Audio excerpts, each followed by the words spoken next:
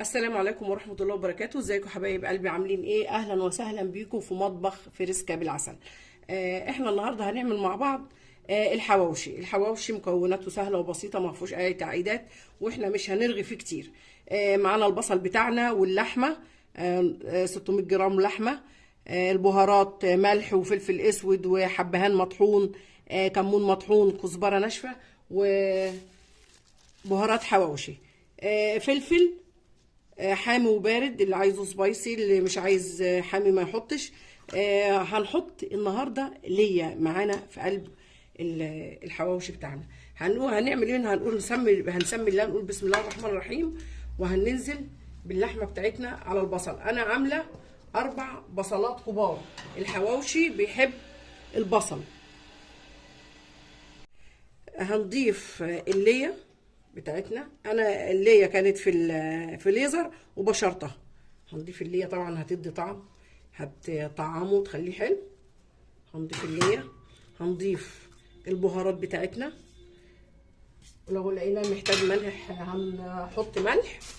هنضيف الفلفل،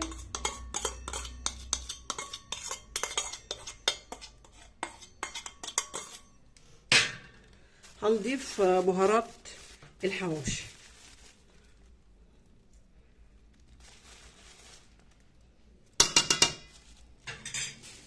انا هحط شويه ملح تاني لاني انا مش عايزاه يبقى دلع. هنعمل ايه بقى؟ احنا هنعجن ده كله في بعضيه. طبعا احنا اتفقنا، احنا حاطين 4 بصلات كبار. الحواوشي بيحب البصل، الحواوشي بيحب البصل. بما ان البصل ب15 جنيه مش مشكله.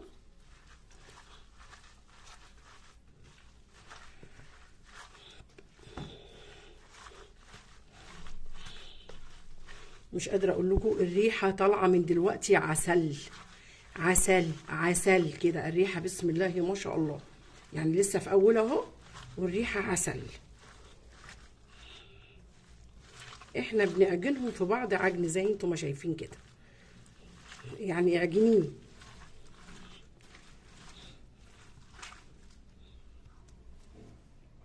ادي يا حبايبي الحواوشي بتاعنا بعد ما عجناه. بصوا تعجنيه كويس، بصوا الشكل عامل ازاي. انا عايزاه يبقى ايه، متماسك، بحيث لما انا اجي اقطعه اعمله كوره كده عشان احشيه. بصوا يبقى متماسك كده زي انتم ما شايفين كده. هحطه شويه في التلاجة حوالي نص ساعه يجمد بس شويه كده يتماسك، وهنبقى مع بعض نشوف احنا هنعمل ايه. ادي يا حبايبي العيش البلدي بتاعي زي انتم ما شايفين كده. بصوا انا فاتحاه اهو. انا هبتدي احشي الحواوشي بتاعي. هجيب العيش بتاعي كده، اقول بسم الله. هاخد اول كوره كده،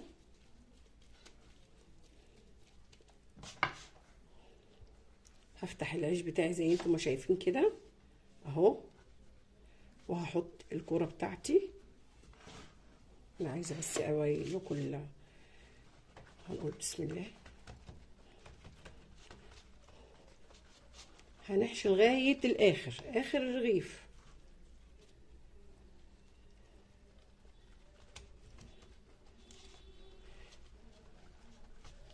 زي انتم ما شايفين كده. بصوا بسم الله ما شاء الله، بصوا الرغيف مليان قد ايه. هنعمل واحد تاني، وهعمل واحد تاني معاكم. هشيل ده، هنقول بسم الله. هعمل رغيف تاني معاكم اهو. هاخد كوره لحمه حواوشي، هفتح الرغيف بتاعي بسم الله. العيش بتاعنا البلدي الجميل هيبقى احلى فطار النهارده في رمضان. جميل جميل جميل.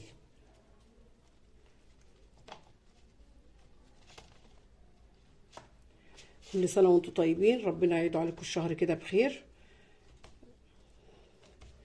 بصوا شايفين اهو. هخلص الكميه كلها اللي معايا ونشوف احنا هنعمل ايه. حبايب قلبي، وادي العيش بتاعي بعد انا ما حشيته زي انتم ما شايفين كده. الكميه ديت بسم الله ما شاء الله عملت لي 10 رغيفه. لو انا هقليه في الطاسه على النار مش محتاجه ان انا ادهنه الوش. لو انا هدخله الفرن هيبقى معايا الطبق كده، ومعايا ادي العيش بتاعي المحشي. هجيب معايا زيت كده بسيط خالص كده زي انتم ما شايفين اهو. ده في حاله ان انا هدخله الفرن. لكن لو هقلي في طاسه على النار طبيعي احنا هنحط زيت في الطاسه، هشيل العيش بتاعي وهنزل على طول في قلب الطاسه. لكن في حاله ان انا هحطه في الفرن هندهن زي انتم ما شايفين كده. بصوا خفيف جدا، خفيف جدا جدا. بصوا خلاص. يبقى دي الخطوه اللي احنا هنعملها في الحواوشي.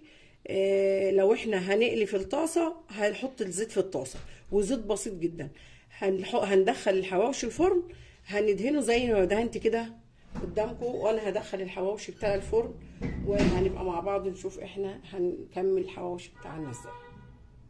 وادي يا حبايبي الحواوشي بعد ما طلع اهو. عايزه اوريكم بس اقطعه لكم. بسم الله الرحمن الرحيم.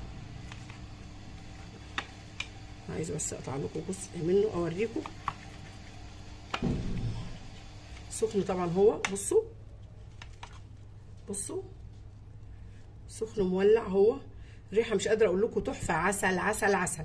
وكان دوت الفيديو بتاع النهارده، ازاي نعمل الحواوشي في البيت بطريقه سهله وبسيطه ما فيهوش اي تعقيدات زي ما اتفقنا في مطبخ فريسكا بالعسل.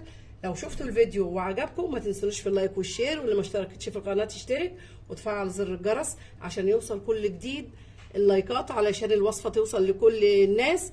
اشوفكم بخير في فيديو جديد مع مطبخ فريسكا بالعسل، والسلام عليكم ورحمه الله وبركاته.